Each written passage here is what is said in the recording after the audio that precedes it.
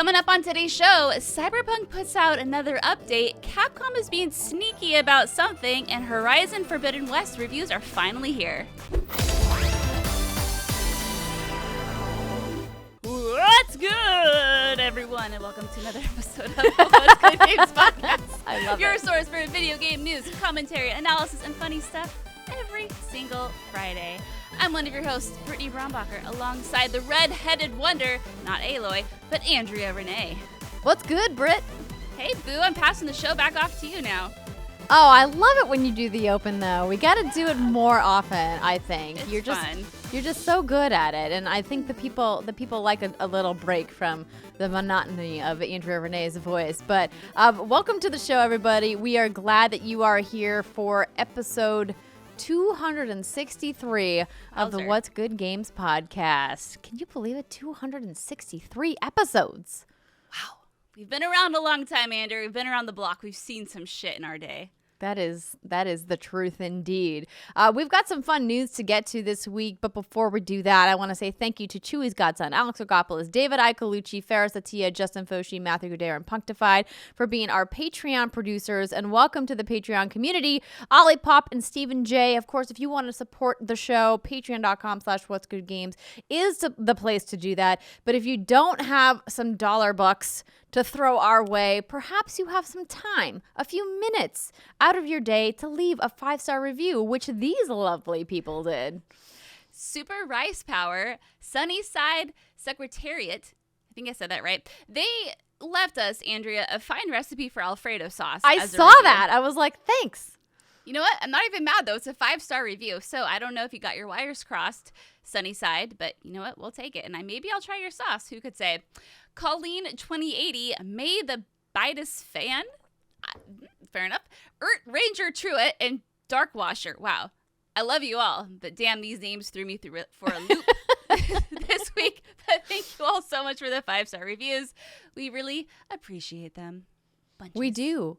And we also are asking if you feel like doing just a little bit more. We're conducting 2 surveys. One is through our partners over at Rooster Teeth. You can find the link in our show notes, whether you're watching on youtube.com/whatsgoodgames or on your favorite podcast platform. And we're also doing a survey over on our Discord. So if you're part of the What's Good Games Discord, we're doing a survey there as well. So if you're like, hey, I'm down to help the ladies out and give them my opinions on some things, we would greatly appreciate your time filling out those surveys. Hopefully it shouldn't be more than a couple minutes, and it would help us out. So thank you to everybody who has done that so far. And I want to let you know that today's show is brought to you by MeUndies and Fixture Gaming, but we'll talk more about that later. Brittany, we've got a couple news stories here before we get into some meaty video game talk, and this one I saw all over my Twitter timeline over the last couple of days. Everybody talking about what they played on the Wii U and the 3DS. Did you end up doing this thing that Nintendo is promoting? I did not. No. Did not do that. We'll talk about what I found in just a second, but the headline is Nintendo will end eShop purchases for Wii U and 3DS next year. So this story comes from Game Informer. They say that more specifically, it will no longer be possible to make eShop purchases on these 2 consoles after late March 2023. Of course, this is a blow to digital game preservation, as once this goes into effect, the only way to purchase games on both the Wii U and the 3DS will be physically. That means you actually have to go to a store or buy a disc from somebody online. And by disc, I mean, the little cards. If previous digital storefront shutdowns like this are any indication, those physical game prices are about to skyrocket, as a lot of Nintendo physical goods do. Quote, it will no longer be possible to download free content, including game demos, Nintendo writes on its website, as of August 29th, 2022. It will no longer be possible to use a Nintendo eShop card to add funds to an account in the Nintendo eShop in the Wii U or the Nintendo 3DS family of systems. However, it will still be possible to redeem codes until late March 2023. So they're giving, I think, people here plenty of time. This is a full year of time to kind of get your 3DS and Wii U house in order.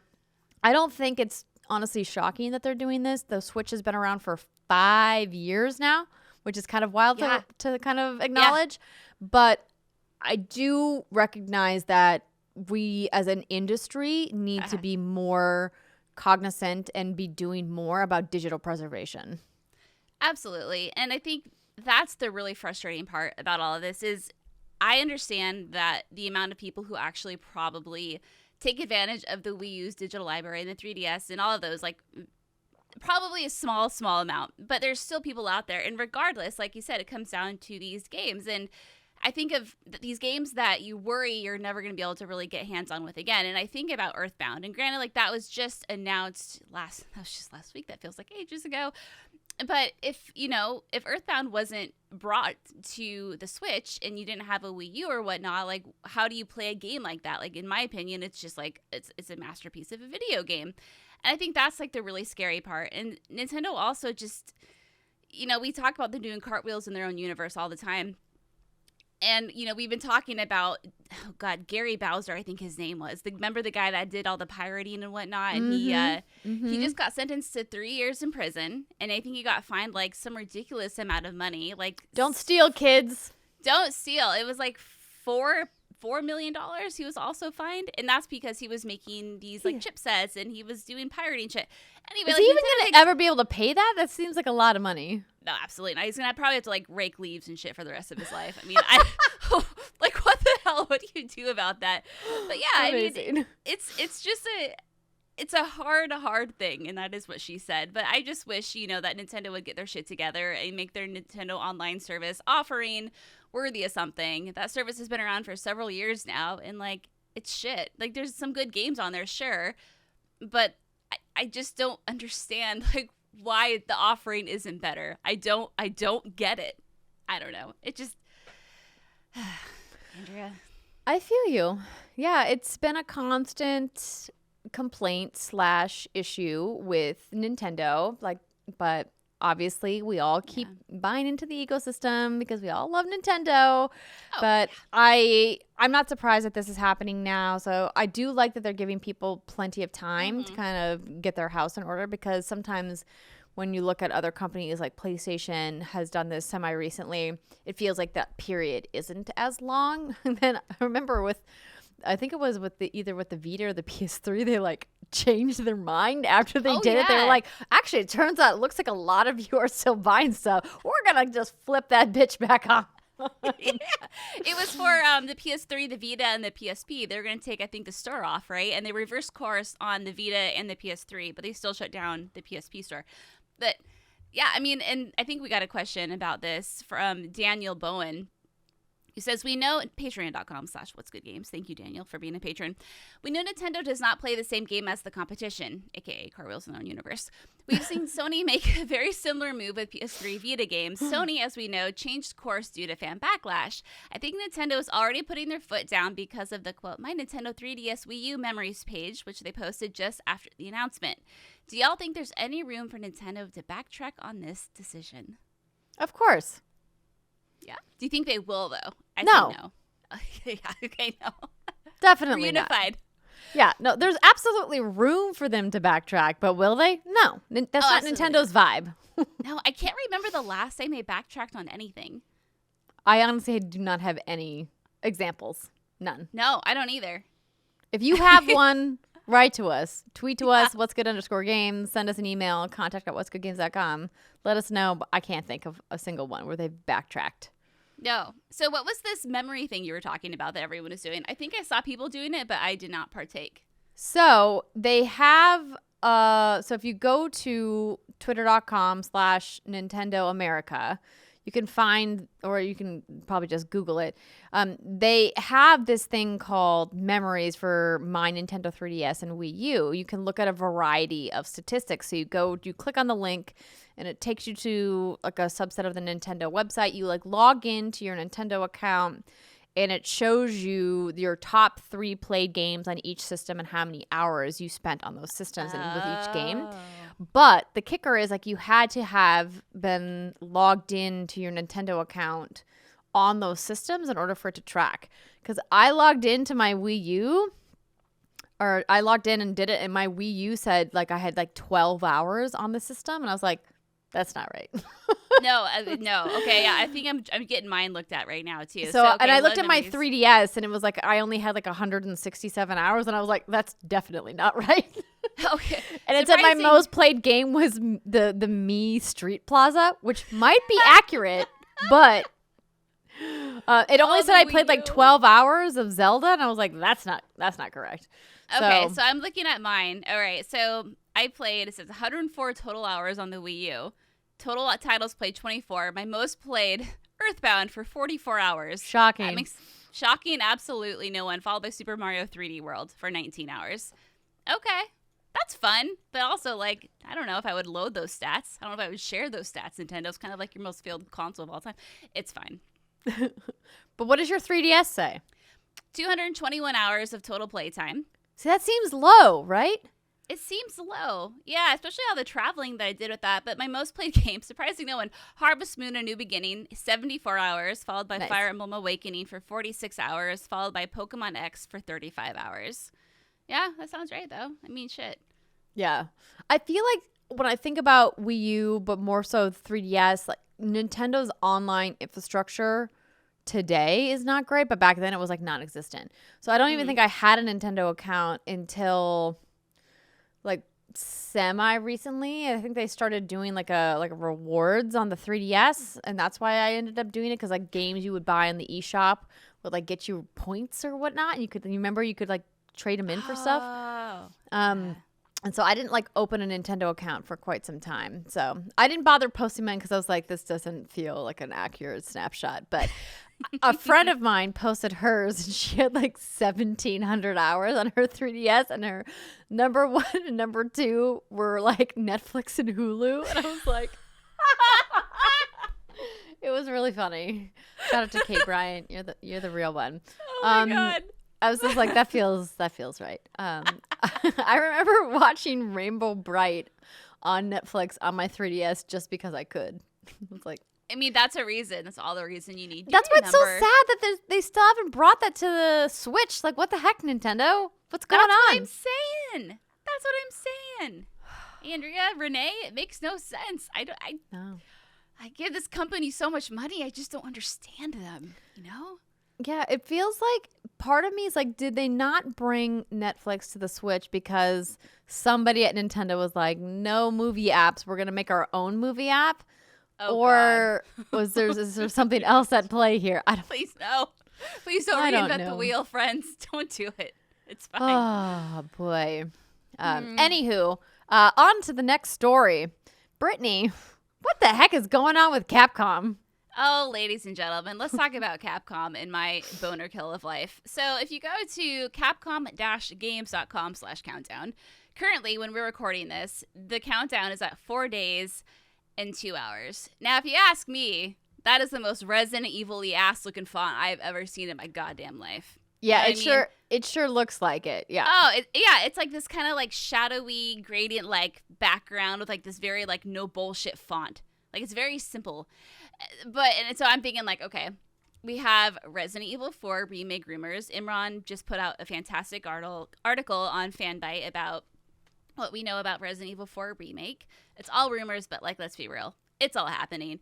And, you know, we're still waiting on Resident Evil Village DLC. And so I got my panties in a nice, tight, and twisted bundle, Andrea. And then someone nice and kindly pointed out to me that the countdown coincides with the final day of a Street Fighter tournament. And then one of the Street Fighter Twitter accounts tweeted the googly eyes while retweeting the original countdown tweet. This is what the clock is like as of the recording of the podcast. Right. Okay, so like clearly this isn't Resident Evil. This is clearly some Street Fighter thing. So, hey. Why do you think it's a Street Fighter thing? Just because it coincides? Because it coincides. So the final day lands on the final day. Sorry, the timer will end on the final day of the Street Fighter Pro Tour final event. And then the Cap-Jams Twitter account, which created music for the most recent Street Fighter games, retweeted it with googly eyes. So, like, hey, the signs point to not Resident Evil.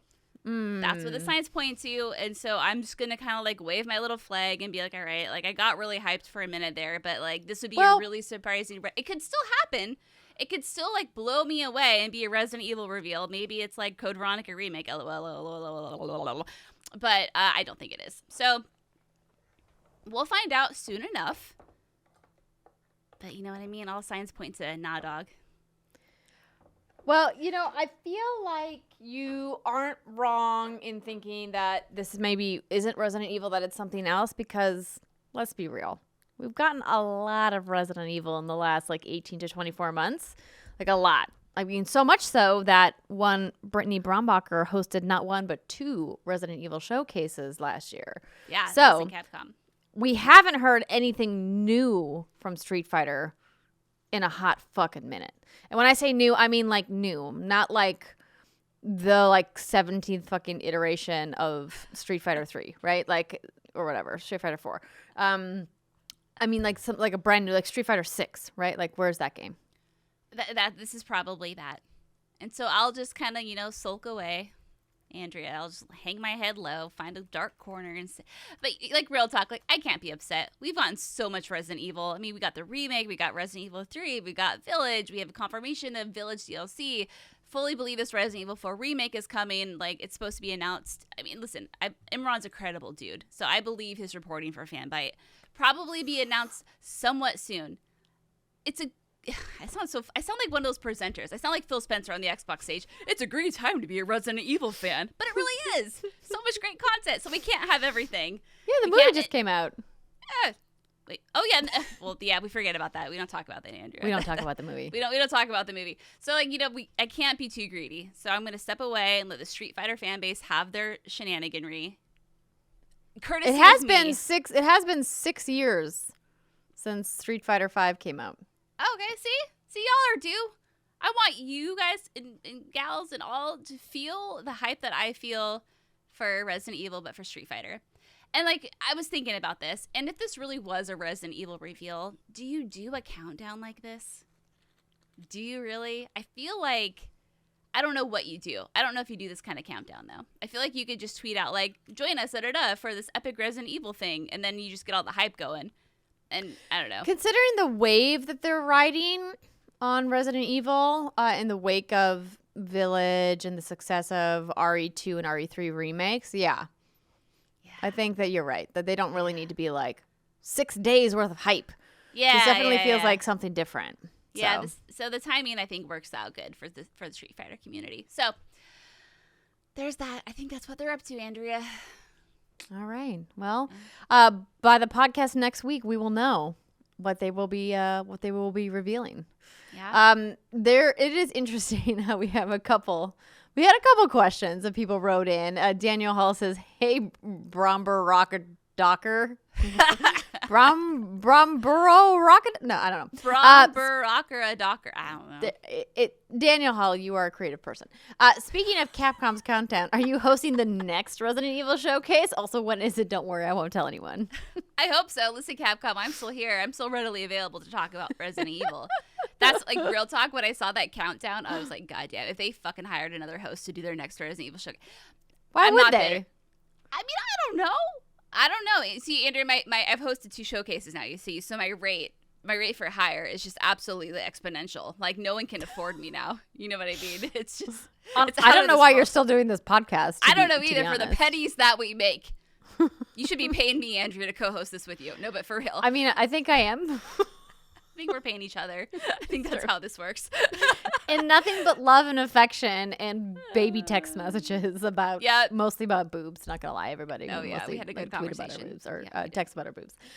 Anyway, moving on. Since we don't have any news, we will have news on next week's show.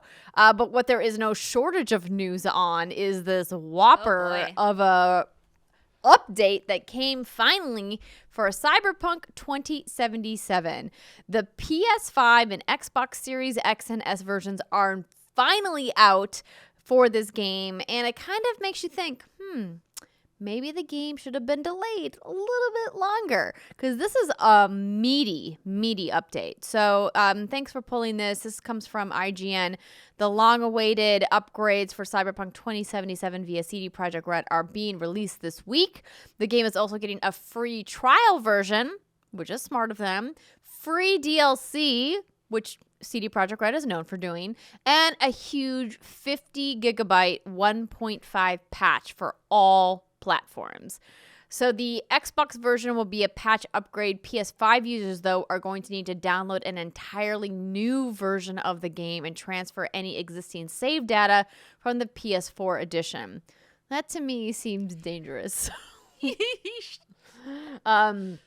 But the PS5 and Xbox Series X games will offer performance enhancing modes. So they have a prioritization for 60 frames per second or ray tracing, while the Xbox Series X Series S, that always trips me up even now, will offer a single 30 frames per second 1440p mode. So Brittany, looks like you kind of cherry picked some features. You want to go over those ones? I started cherry picking, yeah, and then I realized how massive this list was, and then I gave up. But here's like the first 9 or 10 or so that I was like, oh wow. All right, the first one is the ability to change your character's basic appearance in the mirror of their home apartment, including new options for hair and makeup. Thank you. Appreciate that. New weaponry to buy from Wilson's gun store added after you meet Takamura in the game story. Okay, that's cool. Perks have been rethought with reworked perk trees, and in-progress saves will be given all of their perk points back to be able to redistribute them. I think that's a pretty, huge fucking deal that you've renamed and redone your perk trees. Wow. Okay. Next, NPC AI has also been altered with the goal of making NPC enemies more clever and more effective in combat. NPCs both on foot and in cars will panic more realistically when faced with dangerous situations. And I also read an in-depth article about that, and CDPR basically said that they thought the PS4 and the Xbox One just wasn't powerful enough to handle the AI technology that they have now implemented. It's almost like we all knew that, but that they just decided to release it on last-gen consoles because they were like, well, we told everyone we were going to. And it's like, yeah, that's kind of how that works. Yep. you gotta release it. Or you just got to be honest and say, hey, the game's not going to work. I think it's hard to know how people would have reacted if they just came out and said, actually, the game's too ambitious for last-gen tech. We just have to pull pre-orders for these platforms and instead focus on these new consoles and PC only. I think obviously the community would have been upset, and understandably so, but I think if they had avoided the fiasco which then came afterwards, I don't know what would have been worse. I think I have to imagine what happened was worse than them if they had just pulled 100%. I 100% agree with you. I think if they had said, guess what? We're sorry, it's not going to work after all, they would have saved face and I think earned a lot of trust back with the community. I think what happened instead is honestly kind of a historical moment where one of the most hyped games for so long, and I've said, I thought this game was fun. It was enjoyable. It was good. I enjoyed my time with it. But when you compare it to the hype that it had, it flopped. And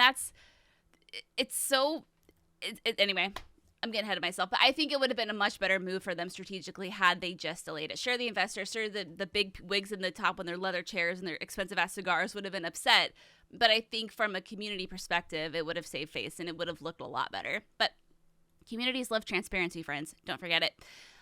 Also, some transparency is great. It is.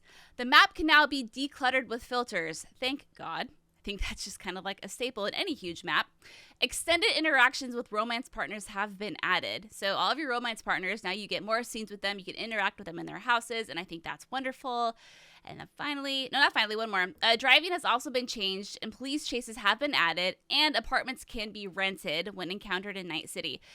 Anyway, like I was saying earlier, this is a huge list. I just literally, tip of the iceberg here. It's almost like a new game, and it's odd because part of you wants to go back and replay this, but then part of me is like, I don't have the fucking time to play Horizon Forbidden West right now. The fact that I've managed to put in hours into that blows my mind. So if this was the game that actually released, I think this is the vision CDPR had, right, for what this game was supposed to be. If this had released as it is in all of these glorious patch notes, how would it have been received? Would it have lived up to the hype? Who knows? And I think that's what's just so kind of fascinating about this whole shenaniganery. But Andrea, I know you've been waiting for this patch. Yes. So I said at the beginning, after we saw what happened with the console games, that I was going to wait officially for the PS5 version to come out, and that was the footage that we were showing on the video of the podcast.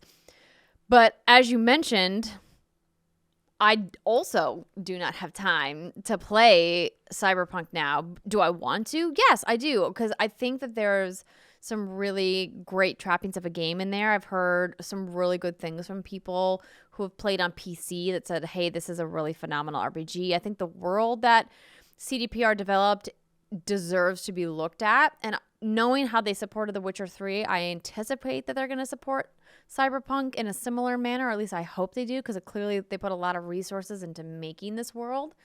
And so I'm going to get to it eventually. When is the question? Yeah. Because we're going to talk about Horizon and just how massive Horizon is in the next segment. But and I know they were excited to push it out, but it's also right now you have Horizon, you have Elden Ring. Like how you wonder how much that's going to cut into the Cyberpunk release. But well, I mean, they didn't really give a date for when this was coming out, right? Like they just kind of were like, it's out. Yeah, which honestly is the smart move for them. It's probably the best that they didn't say like, hey, it's coming out this day and then giving themselves another deadline to work against. Just be like, hey, let's do it and keep working and keep polishing until it's ready. And then, the downside to that is that you can't really promote it. But what they can do now is get it out there, get it into people's hands. And then if there's still problems or bugs, they can keep tweaking.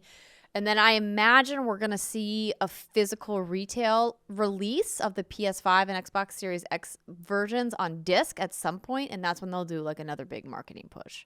Yeah, it definitely needs another marketing push, for sure.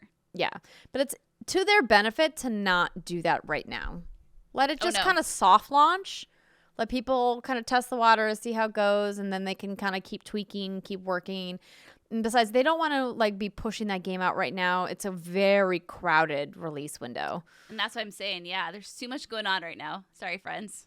Yeah, exactly. We have a few more news items to get to. But before we do that, I want to let you know that this podcast is brought to you by MeUndies. Imagine this, friends. You're shopping and nothing fits right. We've all been there. And finding your perfect size can be annoying. Things either fit like a glove or you're straight up not having a good time. That's why MeUndies has the softest undies, bralettes, loungewear, and more that are made to fit just right. Talk about my MeUndies all the time. We are a MeUndies household in this household. MeUndies family in this household. Households everywhere that love MeUndies. I am one of those households. The Drakes are one of those households. Steimer's one of those households. It's true. We've talked about, it's that thing where it's like, yeah, we're reading an ad, sure, but literally, my husband has bought nothing but MeUndies lately. I got John a subscription for MeUndies, and now his entire underwear drawer is just MeUndies. Yeah, and you know what's really fun about it is Jason's never been a flashy guy, but he loves their fun prints that they have. It's like, oh, you got a pink pair of boxers with sharks on them. That's adorable. Normally, it's great. That's normally not his jam, but he just loves them. So it's just a fun little perk, and I think it's a fun way for him to kind of, express yourself in a way he wouldn't have without his MeUndies subscription. Anywho, MeUndies believes that comfort is about more than what's touching your skin. It's about feeling comfortable in your skin. And comfort starts with finding the perfect fit and size for you, which is why MeUndies wear tests on all sizes extra small to 4XL for everything they make. They also offer different cuts for different butts, in bold colors to fun and adventurous prints. MeUndies wants you to find comfort in your size so the world can be a happier and comfier place for every booty. MeUndies promises if you're not comfortable with any product for any reason, you can return your order for a full refund within 45 days. MeUndies also has a great offer for our listeners. For any first-time purchasers, you get 15% off and free shipping right to your door. So, to get 15% off of your first order, free shipping, and a 100% satisfaction guarantee, go to MeUndies.com/WGG. That's MeUndies.com/WGG. Brittany, we still have just a couple things to talk about, and it's all about the silver screen, baby. So what this is a bunch of quick hit news items about video game adaptations coming to television. First, HBO's The Last of Us live-action TV adaptation is aiming for a 2023 release. Okay. Cool. That's the news. That's it. All right. Great. Even before season 1 makes its debut, Brittany, season 2 of Halo on Paramount Plus has already been announced. Yes, I love it. I saw that trailer. I thought the trailer looked fucking badass. It looked amazing. It looked awesome. So this is one where I'm like, yeah, okay, cool. You know, like, give us a second season. I'm just assuming it's going to kick ass.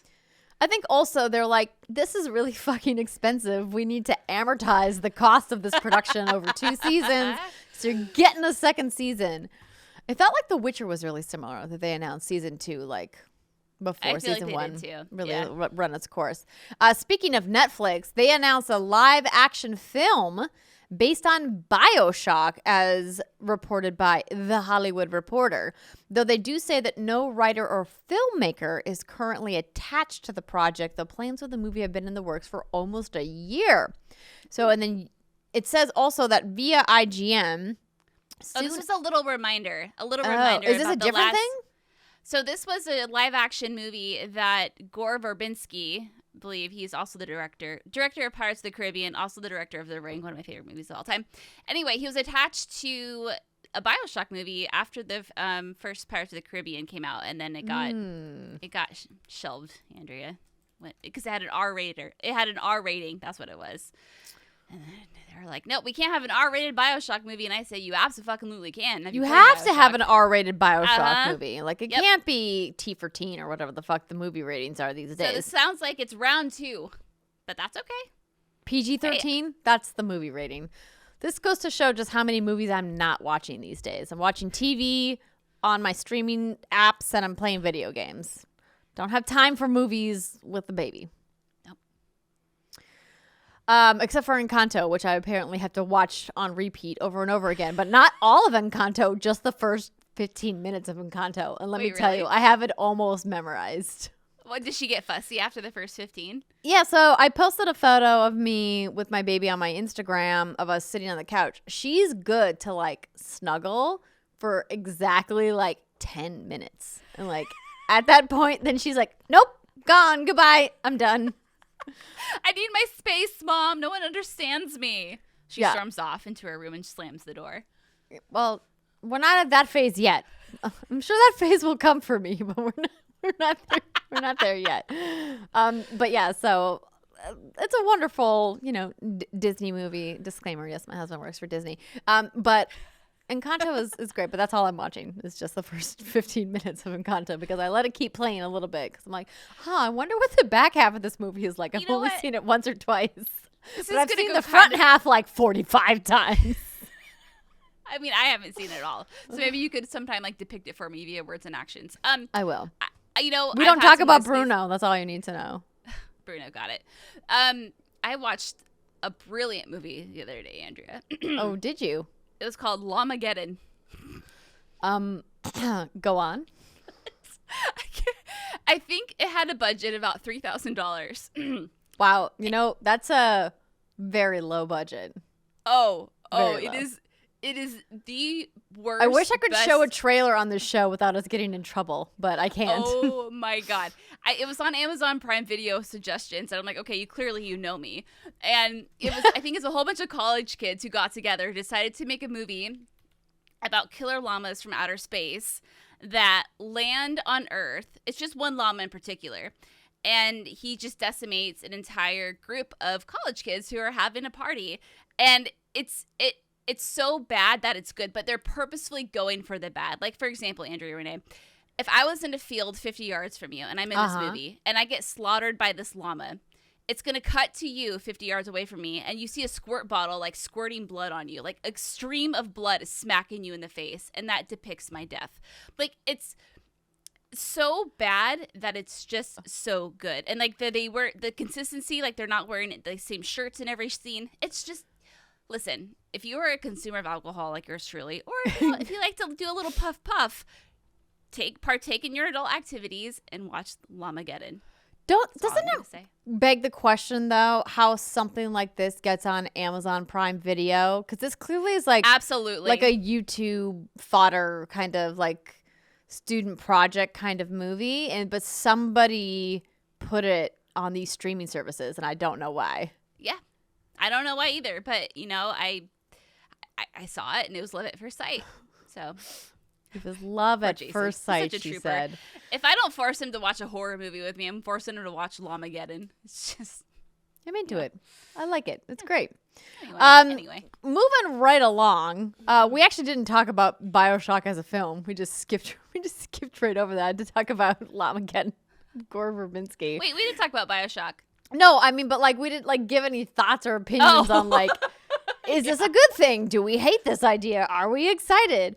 I, for one, have custom art in my home of a Big Daddy and a little sister. I have a stuffed Big Daddy in my home that was sent to us by Ken Levine. Like, I am very, very excited about the prospect of a live action BioShock. Mm-hmm. I think it could be really great. Mm-hmm. Netflix movies, though, are kind of a wild crapshoot. Some of them are good and some of them are fucking terrible. Now, if this was being made by Amazon as a film, I would have a little bit more confidence just because it feels like they spend a little bit more on some of their big budget films. Netflix TV series, excellent. Netflix movies, sometimes they're good and sometimes they're terrible, as I mentioned. I think, though, in general, this property is overdue for some kind of feature film or TV adaptation. I think it's ripe to do something really cool on screen, and it feels like it's gonna line up with the next announcement / installment for what's happening in the BioShock franchise. We know that 2K has already publicly said that they're continuing it. We've heard that on earnings calls. We know that they've taken development over from Irrational Games, which is now no longer, and it's in an internal 2K studio that's handling it. And it feels like we're gonna get a reveal of that game potentially this year, and maybe soon. Who knows? That would be great. And I'm with you. I think BioShock has a fantastic world built around it. The key is, you got to create a story within that world that makes sense. And I think that's where a lot of these games or these movies flop. They just can't do it. Like Uncharted, who has a 38% on Rotten Tomatoes. Oh, yes. Let's talk about Uncharted. So, Brittany, what do you think about, this is expected though, right? Oh, yeah. This has always been my mindset. Granted, when it came to Uncharted, I think I had a little higher hopes. You have Tom Holland, who, from what I hear, is, really great. Mark Wahlberg is really great in it, but, it just doesn't all come together. That's been kind of, the universal critique I've heard. I think IGN actually gave it a 7 out of 10. I think they said it was good. That's not overall, bad. Yeah, but, when you have a video game movie, you just have to expect that it's just never going to live up to the game itself. How can an hour and a half to 2 hour experience, encompass, sometimes what's a 20-hour game and all the character building you get? It just doesn't happen. So that's why it's so hard. And that's why I'm kind of more excited for, speaking of Netflix, the upcoming Resident Evil show, which has Albert Wesker and his 2 daughters, which is kind of unheard of. It's so different from anything we've seen before in Resident Evil that I think it has a shot of working, because you're not constantly comparing the two, you know what I mean? You're not comparing the game to the movie.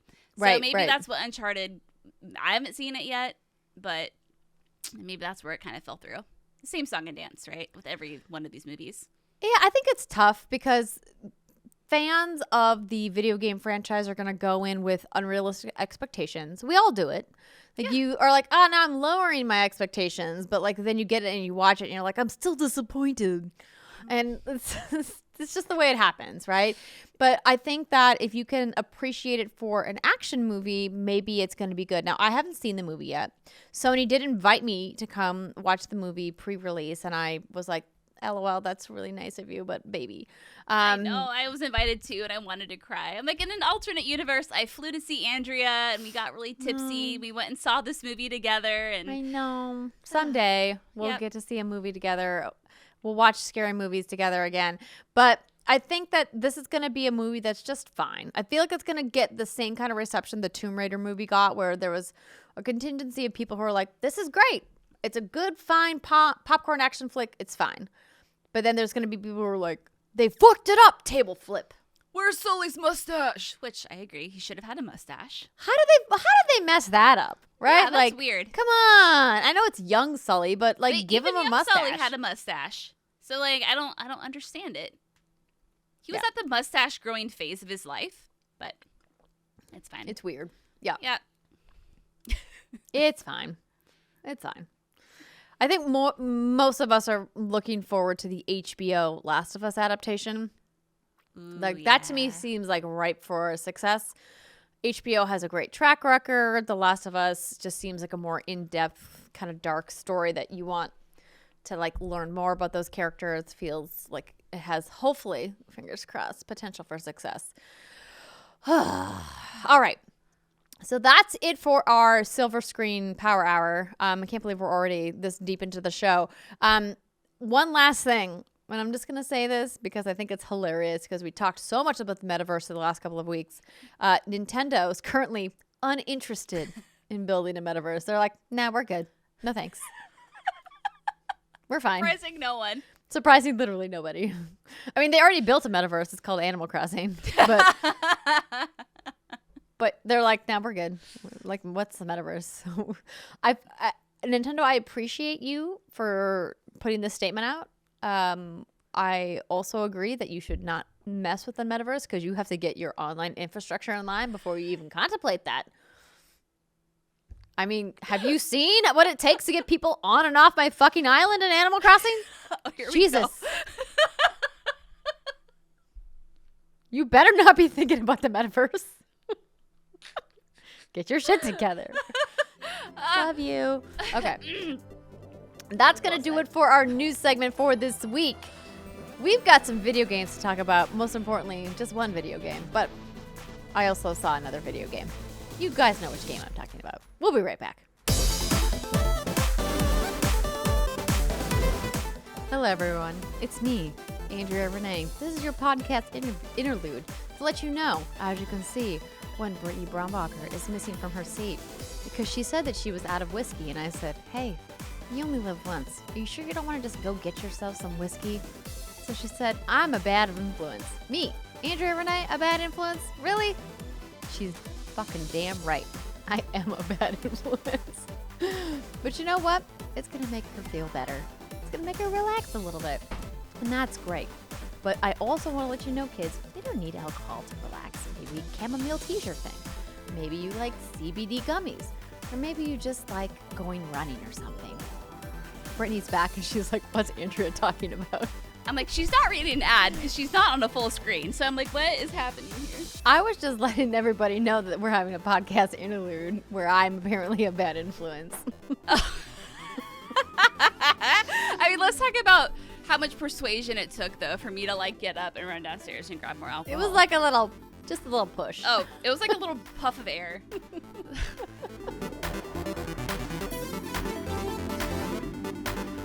Welcome back, everybody. It is the second segment of the What's Good Games podcast. This is where we talk about what we've been playing or any preview events we've been to. And this week, we've got both. But before we get to that, I want to let you know that this episode is brought to you by Fixture Gaming. Is Pokemon Legends Arceus consuming your every waking moment? Or maybe, after all that Mario Kart news, you decided to fire up Mario Kart 8 and start replaying some of those old tracks? Well, you can catch all of those pocket monsters and race with ease with the perfect Nintendo Switch accessory, the Fixture S1. Fixture S1 was created by gamers for gamers who love the Nintendo Switch and the Pro Controller, but want to be able to play on the go. The original patented design connects the Nintendo Switch to the Pro Controller for comfortable, precise, portable play, offering a great alternative to the Joy-Cons, which always give you claw hands. Fixture S1's patented 2-axis design provides stability and balance in any playing position for optimal comfort and gaming performance. Just snap your Pro Controller into your Fixture S1 for handheld play or use it as a stand in tabletop mode. In either mode, you can charge the Switch and Pro Controller at the same time, and the Fixture S1's thoughtful design routes those power cords out the back so they never interfere with play. Now, we here at What's Good Games have partnered with the team at Fixture Gaming to give away a custom What's Good Games Fixture S1, and it's got a really cool purple design with our logo on it that you guys can see if you go to our Twitter page at whatsgood_games, and all you have to do is reply to our tweets and you are automatically entered for your chance to win that custom Fixture S1. That is limited to people in North America. I just want to make sure y'all know that. But if you guys are interested in checking out the Fixture S1 for yourself, you can learn more by heading to fixturegaming.com, where you can get $5 off of your purchase by using code WGG at checkout, or you can visit Fixture Gaming's Amazon page by clicking our special link in the show notes. That's right, it's fixturegaming.com, where code WGG gets you $5 off, or use our link in the show notes to head to their Amazon page. All right, everybody, it's time to quickly talk about a game that I saw behind closed doors for a preview before we get into our Horizon chat. So you may have noticed, or maybe not, if you're not into Dune the way that I am, that a preview came out for Dune Spice Wars. Funcom and Shiro Games, the developer, put out a brand new gameplay trailer this week. And I wanted to just quickly note that I did get to see some gameplay for this game, but I unfortunately was pulled away in the middle of the presentation by one tiny human that I'm looking after. So I didn't get as thorough of notes as I wanted to, so I don't want to give a full preview of this game, except to say that the game is coming in early access in spring 2022. It looks like an RTS. It's a 4x RTS, so that's expansion, economics, extermination, Exploiting. Thanks. Exploration. You, baby. Exploring, expanding, exploiting, exterminating. There we go. That's it. 4x RTS. And that obviously it's based on the Dune property. So as a big fan of the Dune 2 RTS and kind of where Dune as an RTS kind of started, I was really excited about this. But I unfortunately don't have as many details as I wanted to, but I wanted to let you guys know that I did see a little bit. And if you are interested, I know that IGN has a preview up that you can check out, and I hopefully will be able to check it out once it goes into early access. So, Brittany, the real reason we're here to talk about video games this week is the game that you and I have been playing for more than 2 weeks at this point. The one provided by PlayStation, of course. So thank you to PlayStation for not only providing that game, but also this really comfy sweatshirt that they sent over the holidays. Cute. Yeah. They were like, hey, do you want a PlayStation 5 sweatshirt? And I was like, that sounds nice. So they sent one. Cute. And it's very comfortable. So thank you, PlayStation. Horizon Forbidden West. Brittany, I mean, where do we even begin? Do you want to start? Are you So I think the we person who should hated trees?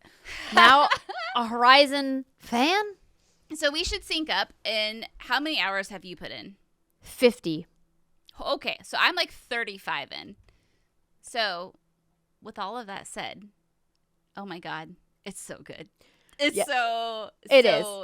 And it is so good. Don't worry, friends. This is going to be a spoiler-free conversation about Horizon Forbidden West. So if you are planning on playing, you will not be ruined by the conversation. Hopefully, it will just enhance your experience, or it will inform you if you are contemplating, is this game for me or not? Yeah. Let's just dive right into it. Yeah. Obviously. Go for it. I'll so pull up some footage. Great, let's do it. So Horizon Forbidden West is a direct sequel to Horizon Forbidden Dawn. Wait. Zero Dawn. Oh, we're off to a great start, ladies and gentlemen. I blame the scotch. And we got a lot of questions, first and foremost, about, like, do I need to play Horizon Zero Dawn before I play Horizon Forbidden West? And Andrea, let me know if you disagree, I would recommend watching a YouTube summary if you don't plan on playing Zero Dawn, or even if you did play Zero Dawn, and it's been a hot minute because this game came out in, 2017? Correct, 5 years ago. Yeah, before you hop back into Forbidden West, because a lot of those story beats are going to become very relevant as you play Forbidden West. So, like, absolutely, like, refresh the memory, if you will. My history with Horizon, so as you may or may not know, the ongoing joke is I was turned off to the first Horizon because of the trees. I was like, oh, there's too many trees. It's a boring landscape. It looks like my backyard. Fuck this game, blah, blah. I finally played it a couple years ago, and I 100%ed it, and it has become one of my favorite games of all time. Isn't that just funny? That's how it works. So going into Forbidden West, like I've just been so excited for it, like so much anticipation. I predicted, I think, on our show last year, most anticipated games of this year, that would be my game of the year. And so far, like, I mean, we're only a couple months into this, it 100% is. This is just a phenomenal game. I feel like this is the epitome of how you do an open world video game. I think there's going to be some debate.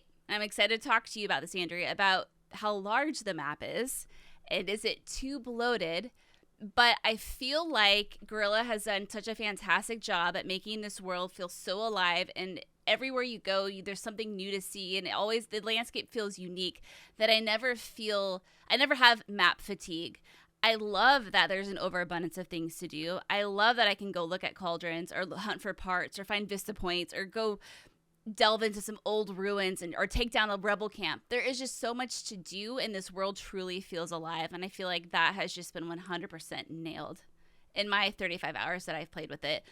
I'm just now getting to like some of the real meat of this game because I've had so much fun just like going off and exploring. But how do you feel about what I've said so far?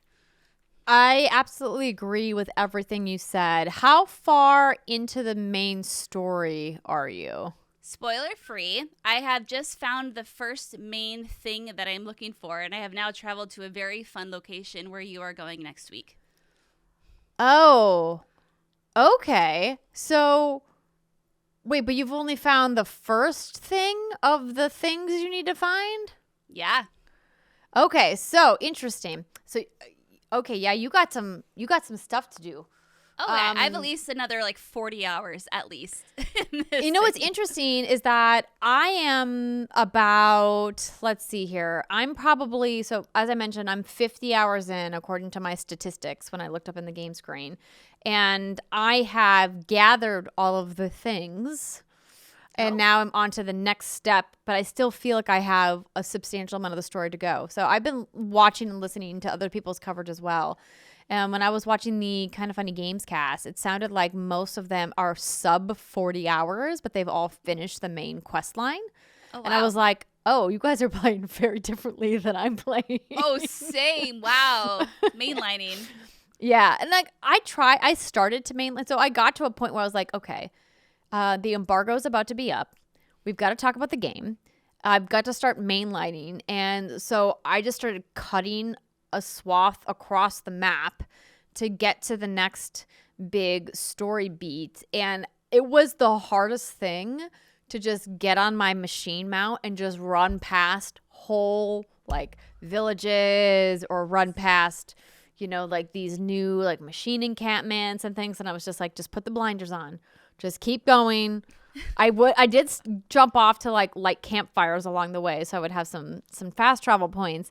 But this game is so dense. There's so much stuff to do. It definitely feels like they kind of took a few pointers from the Ubisoft style of open world games and really kind of packed it with all kinds of activities to do. So to your point about does it make sense to go and play the original Horizon before you play this one? If you have the time, do it. We've already talked about how it was our game of the year it came out. And, well, it was my game of the year. I think Breath of the Wild was your game of the year. It was Resident Evil, I think.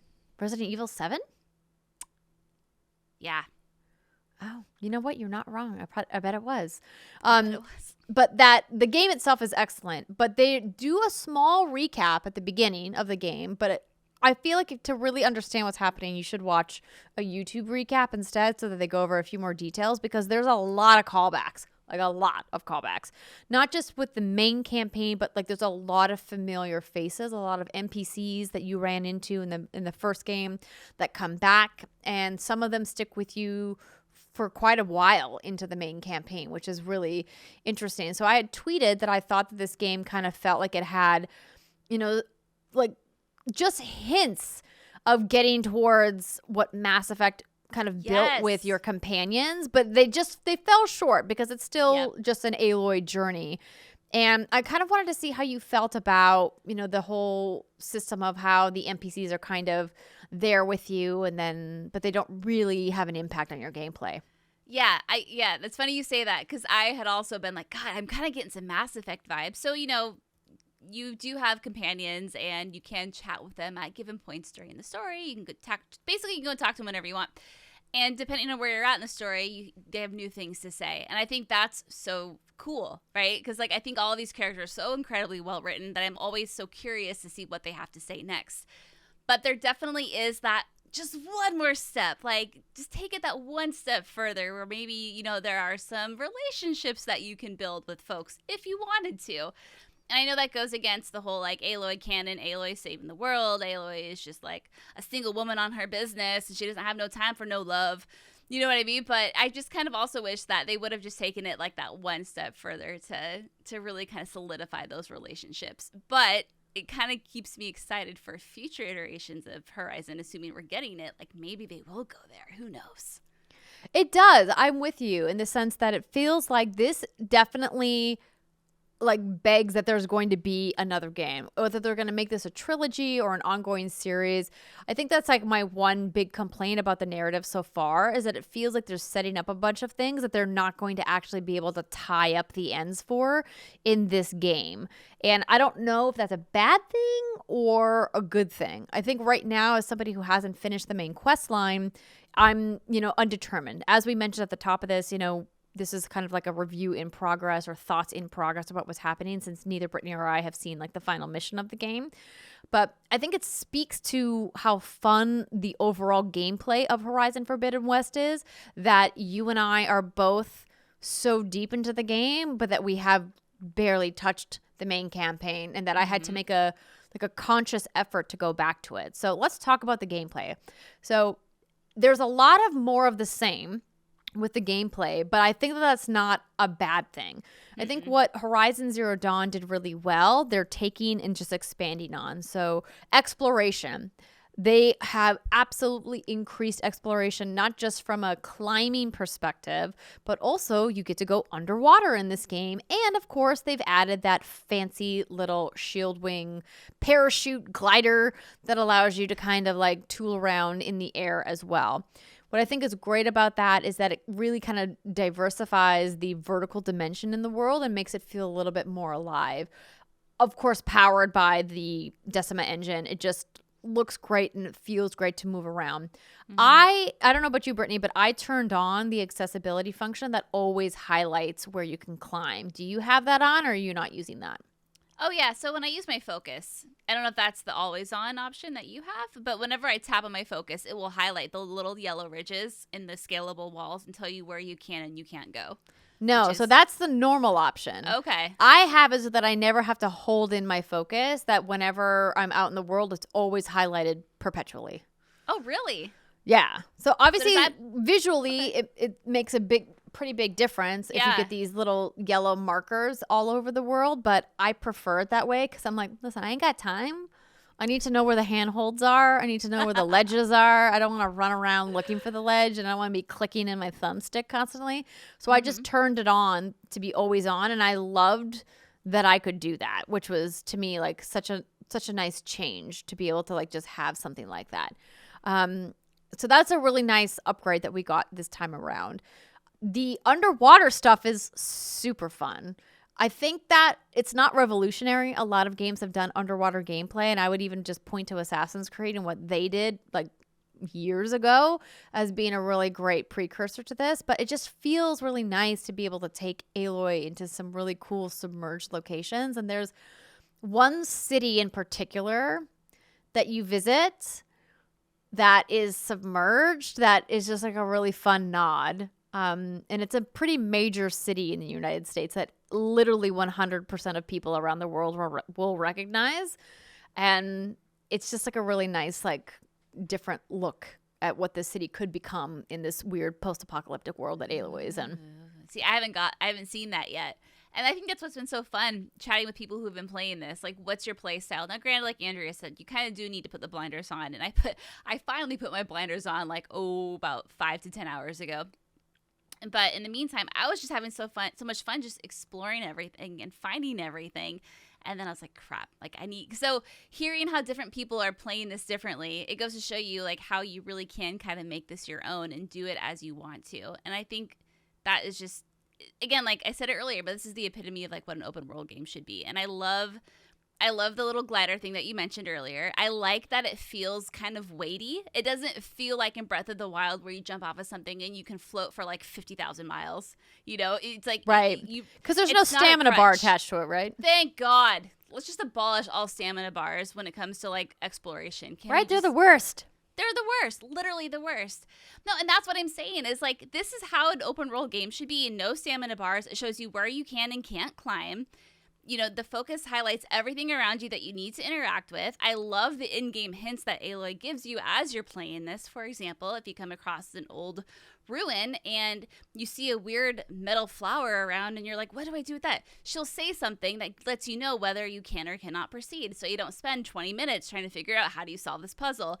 You know what I mean? I just feel like Guerrilla took everything that like people have ever complained about when it comes to an open world game and they just did the right thing when it comes to, which is good because this map is huge. Yes. Huge. I almost had the big one, Andrea, when I was like 20 something hours in and I zoomed out and then I realized how little of the map I had uncovered. I was like, oh, fuck. Yeah, I mean, I think it speaks to how big the game is that I'm 50 hours in and I am just now getting to the most like furthest edge of the map, but there's like a whole bunch of the top and bottom of the map that I haven't gotten to. And when I say haven't gotten to, I mean literally just haven't cleared like the fog of map from, because I started to beeline towards the story missions that, you know, will take me to the farthest edge of the map. But there's just so much to do. So speaking of so much to do, some familiar things return. So hunting grounds return.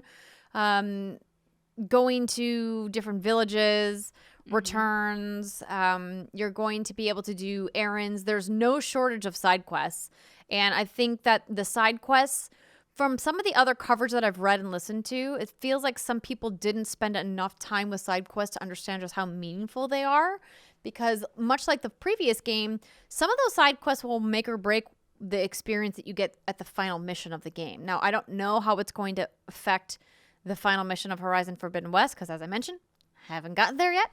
But it made a big difference in the final mission of Horizon Zero Dawn, just how many of the side quests you did and who actually was there at the end of the game and who wasn't.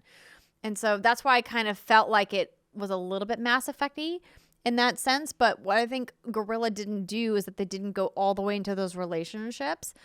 And I think what's really kind of interesting about where they're going with this franchise is that clearly they have a ton of stuff that you can do in the world, but it feels like the core focus of this game is still on Aloy and her experience and the combat and exploration, and they're not as invested in making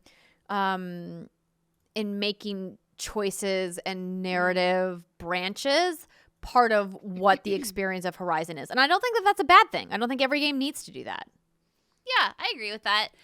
I do think, though, we've kind of been conditioned to expect that. And again, like, I also haven't finished it, but I think as well written as these characters are and how I think their dynamics with Aloy are just so phenomenal, I want that, though. I think I want that in this game. And I get that, like, for this one, it's just, like, it's not the Horizon way. But like I said earlier, if they do another one, I think it almost has to be included, because it does feel like it's fallen a little short.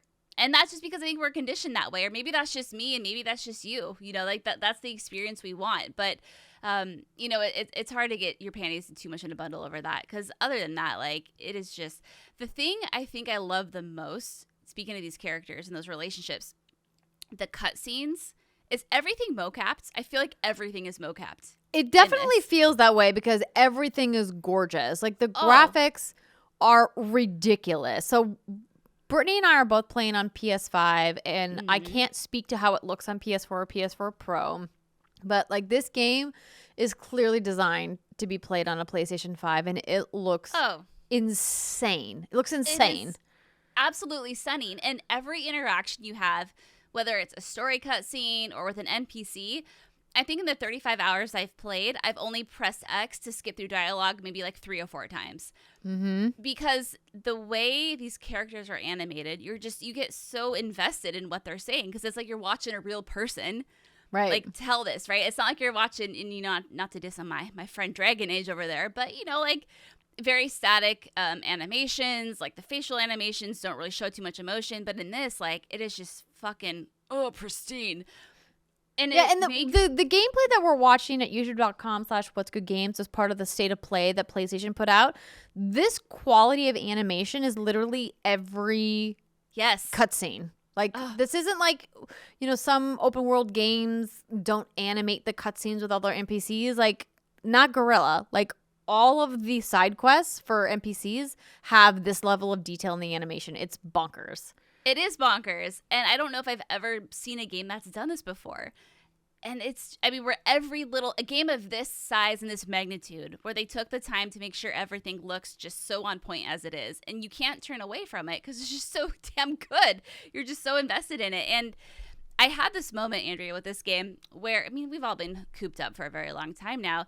And it was the terrain looked a little Arizona-y, and it was nighttime, and there were like crickets or whatever those night bugs are making whatever night bug sounds they make, and there was like cacti around, and there was like a fire crackling, and it was like on the edge of this beautiful moonlit lake, and I literally got a rush of endorphins because it reminded me of when I used to go camping all the time in Eastern Washington.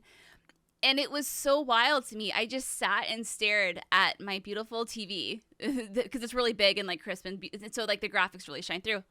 I digress. And I just stared at it and I'm like, oh my God, like I feel like I'm actually there. And I don't know if I've ever had that before happen to me, but I was like, whoa.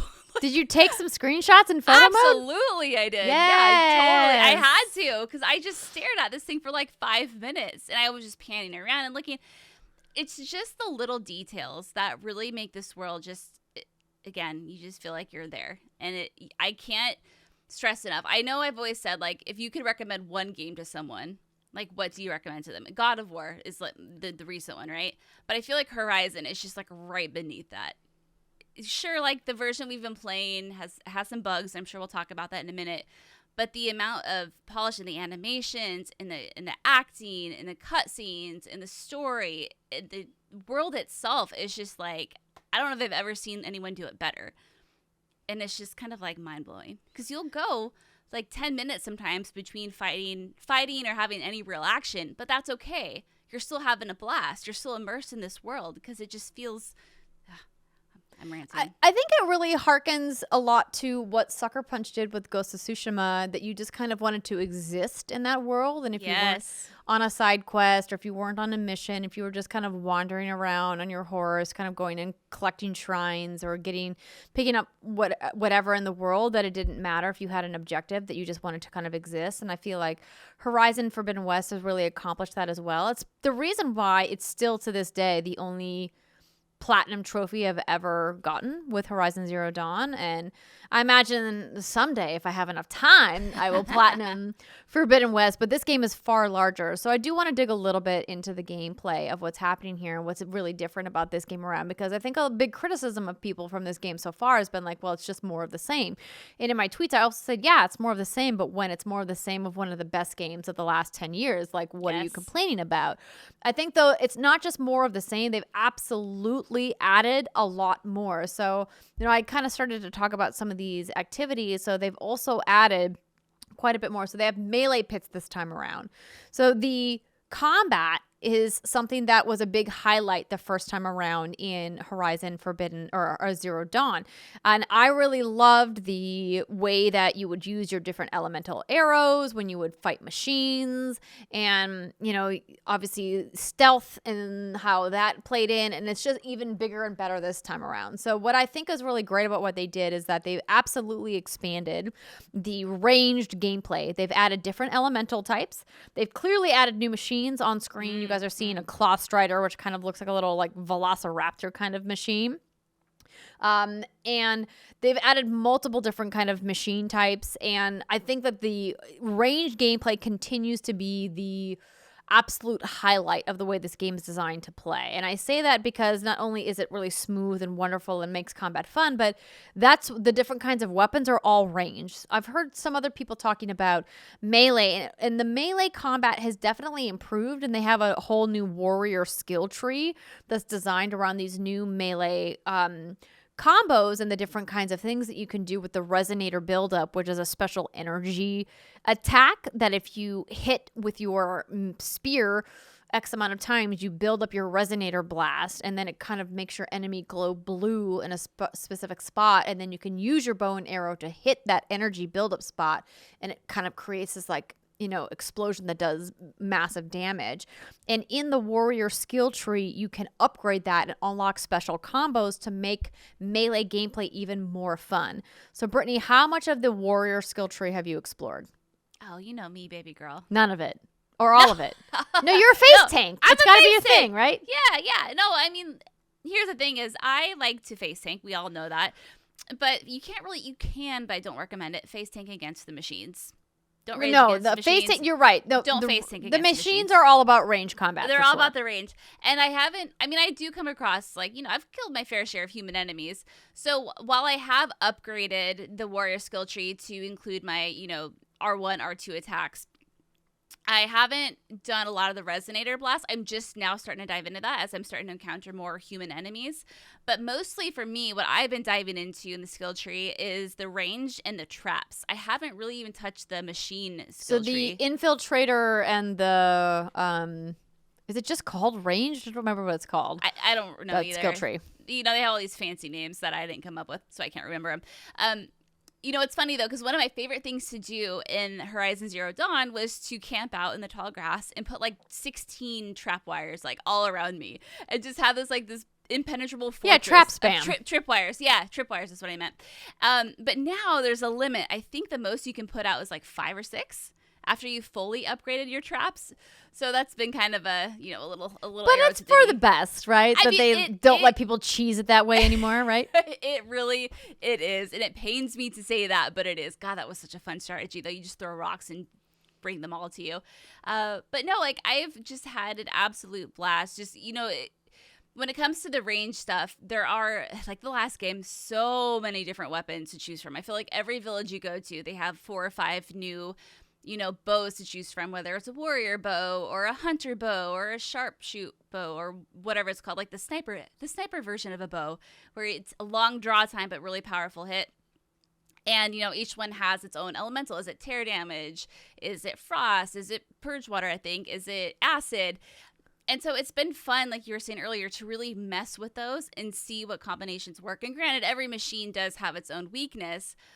But, you know, it is fun to have all those skill trees that have that wheel up at once and have your many different bows and traps to, like, go through and figure out what the best play style is for you. So that's kind of, like, where I'm getting most of my rock stuff right now, if you know what I mean. But, God, it's the combat. I know what you mean. It's so good. And this is a game that, listen, if you want to play on baby mode, I'm not going to shame you. I play a majority of my games on baby mode. But I'm playing this one on normal because I think the challenge that it does provide, it's not a great one. But when you do come across a big boy and you get your ass kicked a few times, it is just so damn fun to come up with a new strategy. I have been humbled a few times in my playthrough. Same. And I'm glad that you brought that up because clearly fans of the pod know that we love baby mode. But I'm also playing on normal and I don't feel like it's egregious or difficult. I feel like it's very forgiving. I even feel like sometimes it's almost too easy, but then I'm like, you know what? There's going to come a time, as you mentioned, where I'm going to get my ass handed to me. And let me tell you, if you played against Thunderjaws in the first game, those bitches are just as hard in this game, if not, if not more so. But in some of the gameplay footage that we've been showing on the YouTube video provided by PlayStation shows a Tremor Tusk, which is essentially a giant woolly mammoth type machine. And those are very difficult to go against. And they're just one of several new machines that really kind of challenge your strategy. And I think that's what we really loved about the combat of the first game, is that it felt like it was a really unique sense of combat. And that is absolutely the case here. And what I really love about what they did with their AI, with their machines, is that it feels like they're new and fresh. And so many times when we get new games, it feels like they're just archetypes of AI enemies. It's like you got your big heavy guy, you got your quick fast guys, you got your stealthy guys. And it's like, no, it all feels like the same, but not so with Horizon. It feels fresh and new and different. I mean, the first time you fight a leap lasher, you're like, wait, what the heck is this enemy doing? You know what I mean? Absolutely. It's fun whenever you scan a new enemy and it's like scanning a new enemy. You get excited. Because it's one of the few games where I'll admit, unless it's an RPG, I don't like a lot of challenge in my games. But this one, I love being strategic about it. Because like you said, you get so many different new enemies. You have to pick and choose where you want to shoot these enemies with your bow. And it just never gets old or stale. It just never does. I don't know how they do it, but they do it. I'm with you. I do think that there are some things that this game does that aren't as innovative or don't push as far as I would like, but because I'm having so much fun in other areas, I think that I've kind of like been like, whatever, it doesn't matter. Because I feel like when you look at an open world game, you kind of have to pick and choose what are the key core pieces of gameplay that are going to mean the most to you. Are you more of a Fallout open world person where you like to kind of build your base and kind of grind away and, you know, do a lot of exploration? Or you're more of like a Far Cry open world person where you just kind of like to like fuck around and go hunt things and, you know, clear towers, right? Or even like Assassin's Creed now in the kind of open world gameplay that they do is like, do you need to clear everything, or are you kind of going straight through all of the mainstay missions? You know, you kind of have to go, what's the most important thing to me in my open world gameplay experience? And I think for Horizon, what they really excel at is combat. Combat is really, really excellent. And I think what they also excel at is exploration. But I think where they're maybe lacking is like the meaningful relationships in some of the NPCs. Now, the side quests, I think, coming from some characters that were seen in Zero Dawn are great. But I also feel like there's a lot of side quests that kind of feel samey, a little bit archetypey, very much like, hey, this person, my sister got lost going down to the mine. Can you go help her? Or like, hey, I sent my apprentice out to go get these 3 herbs and they never come back. Can you keep an eye out for them? Like, you know, some of those kind of very like stereotypical open world quest lines you get. I feel like there's probably too many of those. Yeah, I agree with that. And, you know, we all know how the stories end. They're face down in a ditch somewhere. I'm sorry. Like, save Aloy the time. She's got shit to do. She's trying to save the world here. She's trying to save the world. And, you know, actually that's an interesting thing to bring up because the way she's written, I feel like is so brilliant because Aloy is a very fascinating character, right? You consider like her upbringing, and if you played Horizon Zero Dawn, like, you know, the life that she lived was a very isolated one. And watching her through that game and now through this game, she doesn't have like a heck of a lot of friends, and the ones that she does have, you can tell she kind of even keeps on like a leash. Like, she doesn't get super close to them. She does, but she doesn't. And the way they've written her, it's like this woman has so much weight on her shoulders. And she has a vulnerable side, but she only shows it in key pivotal moments. And I don't know, I just think they did such a great job at just showcasing that in her. Anyhow, I just love this game so much. But what's something I do want to talk about, I'm going back a little bit here. How has your experience been with the bugs? Because that's probably, even with the day one patch, I've had like quite a bit. And a game this massive that almost excels in everything else, like, you have a little bit of leniency. You have to. Like, listen, game dev is hard. Well, in open world games, they all have bugs. They all have. I mean, hello. Have you heard of a game called Skyrim? I've had the worst one I had, actually I've had a couple, 2 of them that were like kind of is one, a platform that I needed to hop on to get to a higher spot, which is like, it didn't exist. I would jump on it and I'll fall right back to the bottom. And that was infuriating, it sounds like. Yeah, because my most recent save point was maybe like 25 minutes before that. Can I make a confession right here? Yeah. I decided, I didn't realize I decided this, that I was only quick saving. And then one night I hit square instead of triangle. And I was like, oh, have I never manually saved the game? And it was like manual save like 2 hours. And then it's like second manual save 43 hours. And I was like, girl. I was like, whoops. Oh, God, no. Ah! I'm glad that worked out okay. I mean, for God you. bless the quick saving system in this Yes. game, right? That it didn't ever matter. And like, because there's like very few narrative choices that impact, I mean, there are some narrative choices that impact your gameplay. I just was like, whoops. Oh no! Don't forget to manual save, ladies and gentlemen. That could have been so bad, but I'm glad that worked out for you. But I mean, Yeah. other than that one, like that was fine. And also, there was a time where a character I was searching for revealed herself over my focus before I actually found this character, and I was like, oh, I guess that character's still alive and well. Cool. And it was like 5 hours before I found that character. I'll tell you what I'm talking about after we're done. But that was kind of like a narrative letdown because it kind of spoiled a huge thing for me. Yeah. But that's okay. Other than that, though, I mean, the bugs have just been kind of like a little annoying, but it hasn't been anything too terrible. I've is mostly impressive. just been running into standard open world stuff, textures popping in, kind of sometimes there'll be environmental objects popping in. I have been getting like micro loading. So that was something that they said that they were going to be addressing in the day one patch, and it helped, but it didn't get rid of it. And so when I say micro loading, I mean like it kept dipping to a black screen. Yeah. And it would come back up, dipping to a black screen. And it would only be like momentarily, like not even like a full second of a dip to black as the game was just like loading assets into the world. Because as we mentioned, this game is gorgeous and beautiful. And let me tell you, there's a lot that the engine is rendering in real time. And it's to the point that like, you're like, why did you do so much? Like you didn't, I mean, it already looked good. You didn't need to do so much, but it looks amazing. And that's why I'm kind of curious to see how it's going to run on PlayStation 4, even a PlayStation 4 Pro. Because if the PS5 is chugging to load this game in when like this is supposed to be like the big showcase piece for the PS5, right? Like this is what the PS5 is supposed to be able to do. It kind of makes you go like, ooh, how's the PS4 user base going to handle it? Right. And so hopefully they address some of those things. But I mean, as far as like bugs go, nothing game breaking on my side. I've only had one crash where I had to like restart my console. But here's the thing, like almost every game I've ever played has crashed at least once. And the fact that I'm 50 hours in to a massive open world game and it's only crashed one time, like to me that's like, it's not even worth noting. It's not remarkable. Agreed. But yeah, I haven't had, I personally, but that doesn't mean they don't exist. I want to be clear.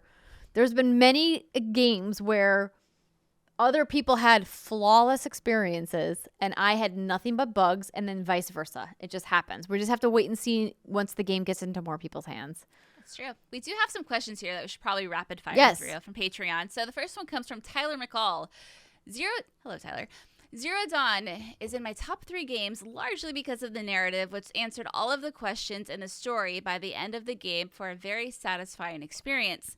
How does Forbidden West compare in terms of telling a satisfying story and explaining the mysteries of the world? Oh, Tyler, thank you so much for writing in with your question. Also, thank you for supporting the show. Let's Good Guardians. Don't have an answer for you how satisfying it is because I haven't finished. But I will say what's really interesting about this story is that it has already taken some crazy twists that literally nobody who played the first game is going to see coming. And I love that. I love that there's callbacks and characters from the first game that you're going to recognize, but I love that they also were like, we're going to introduce this whole new storyline that you never anticipated, and you're going to have to see what Aloy is going to do with it. And I love that. Agreed. I absolutely agree. And I have full confidence, there we go, that it will be tied up in a way that makes sense, because the first one, and I'll never forget when Christine Steimer talked about this on her show, and she said, I remember she was saying, I didn't know if they could pull this off. Because, remember when we first saw Horizon Zero Dawn, it's like, how do you explain machines in this world? This doesn't make any sense.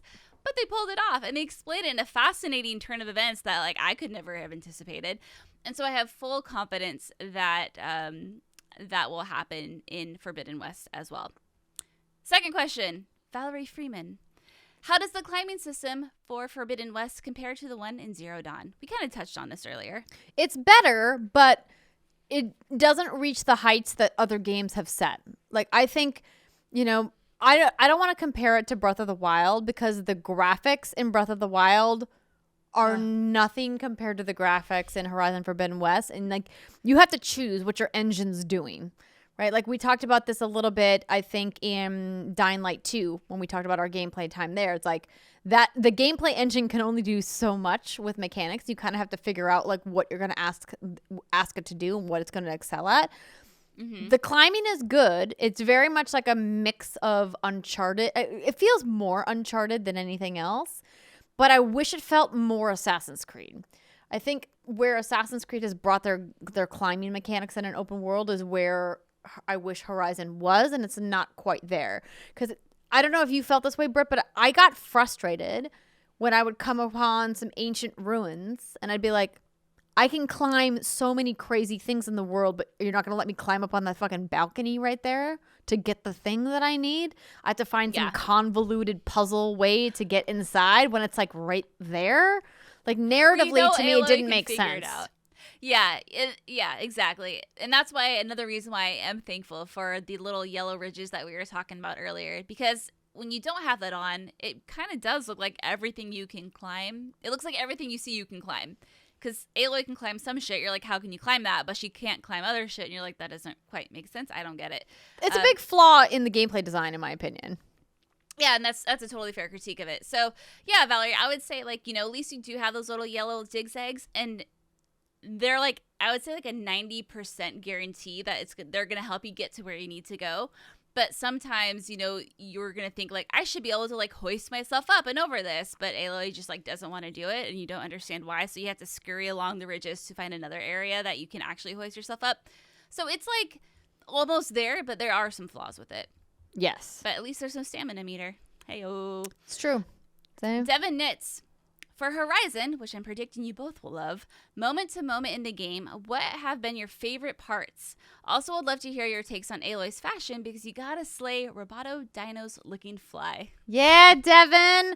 I mean, the amount of customization with armor this time is great. So they added dyes. So when you're out in the world, you'll pick up different kinds of blooms, and then you gather these blooms and you create dyes. And God bless Gorilla for making you only unlock a dye one time, and then you can use it across any armor you want just for shards. You don't have to like have the different recipe for the dye every time you want to apply it to different armor. But I love that they let you kind of customize armor a little bit more, and the types of armor are really phenomenal. I think the Tenakth as a faction in the game, the Utaru as a faction also have really cool different kinds of armor. And let me tell you, Britt, once you get to the other side of the map and you visit the armorers or the hunters that you trade weapons with, like, basically it's a bunch of stuff that you can't buy because they're like, we need all these crazy machine parts, and you're like, I don't have any of those. But you go hunt for them. Exactly. You do it.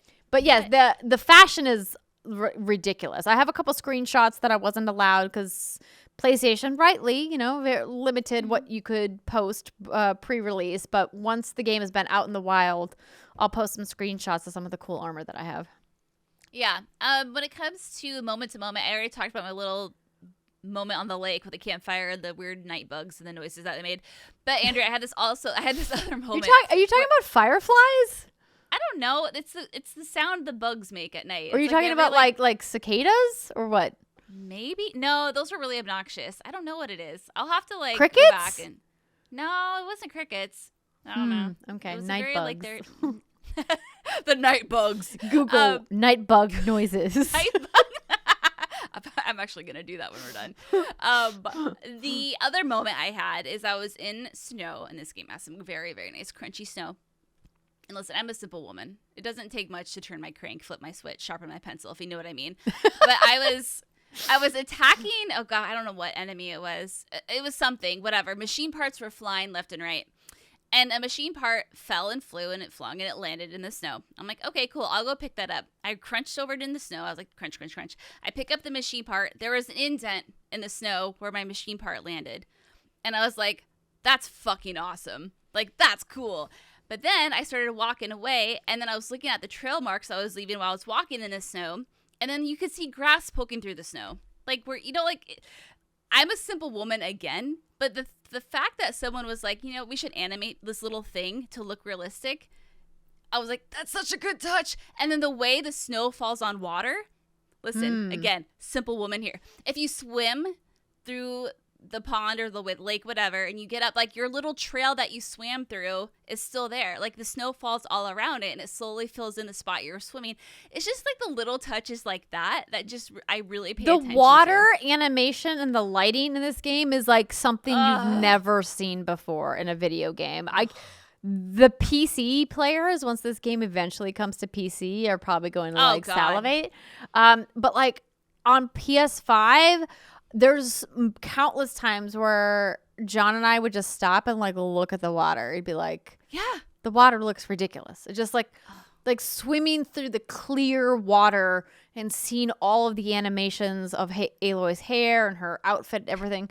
Like, these are things I think people like you and I, Brittany, that have been covering video games for a long time notice, but I hope other gamers notice them and go, the amount of detail that went into this art and animation, lighting, engineering, all of the different systems that work behind the scenes to make that possible. Like, it's like, chef's kiss. So good. I will say, sometimes Aloy's hair is possessed. Yes. Fair. It's a little bit. It like, I go back to that hair is the hardest part of any game. And there's some wild hairstyles in this game. And I feel like they went with wild because they're like, let's make the hair crazy. And that way, if it looks weird on screen, people can't be like, the hair doesn't look natural because they intentionally made it look weird and wild. It's like, it reminds me of a puffer fish where if like one little thing like touches Aloy's hair, it goes poof, and it just like fucking goes like on an erratic 90 miles an hour in 18 different directions. Yeah. But for the most part, it's like, it's really good. Anywho, I love her hair. It's mesmerizing. And then finally, we already touched on this, Nicholas, but I'll read it again so you don't feel left out. He asks, how much does Horizon Forbidden West expect you to remember from Zero Dawn? There was a ton of lore in the first game, but having played almost 5 years ago, I don't remember much besides the basic story beats. Yeah, so a lot. It honestly expects you to remember a lot. They do, like I said, give you a recap, but I mean, all of the main NPCs that appear from the game, there was only like one that I was like, I remember you, girl. What's up? All the rest of them, I was like, ooh, I think we did a mission together, but I don't really know who you are, but I guess we're besties now. Cool. That was my experience having played the game however many years ago. But if you played the game recently, you'll be good. If you never played the game, you're going to be a little lost. So again, you should watch a better recap than what the game gives you. Thankfully, there is a good in-game like dictionary, Wikipedia codex, if you will, of journal. The characters that you Oh, is it called journal? Excuse the simplest word, a journal, and it does give you a little bit of backstory on those characters and what Aloy's relationship with them is. So that is helpful. Ocean Games would do that, but yeah, definitely watch a recap if you can. Yeah. Because I feel like, listen, I really feel like we could just keep talking about this game, right? But I feel like I want people to play it and experience it. I also think you and I need to finish it and then talk about if we think, it resolved in the same way. But here's the thing, like my TLDR, like final thoughts, and then please give yours, is that this game is super fun to play. It's absolutely breathtaking to look at. I think narratively it's doing some interesting things, but it's falling a bit short to where other RPGs are. But they make that up with how fun the ranged combat is. They've brought melee combat against human characters to a better place, but it still falls short of where other games are. But that's because this game is clearly set on their ranged mechanics, and I have zero problems with that because the ranged combat is so fun. The diversity of machines is there, but they also bring back just enough of what you love from the first game to make you feel comfortable and at home. Overall, did it hit all of my expectations? 100%. I cannot wait to go back and keep playing more of this game. As I said on Twitter, it's the only game I've played since my baby was born that literally keeps me up until 1 or 2 a.m. every night, knowing that I'm going to have to be up literally like 3 hours later with the baby. And I'm willing to suffer through that because this game is just that good. Yeah, I mean, like, mic drop. I really don't know what else I could add to that. I think you pretty much, it's like you're reaching to my brain and you're like, I'm gonna say what Britt's thinking. But yeah, like, I mean, I think, I mean, this is a really stupid thing, but like, is this a Game of the Year contender? Duh.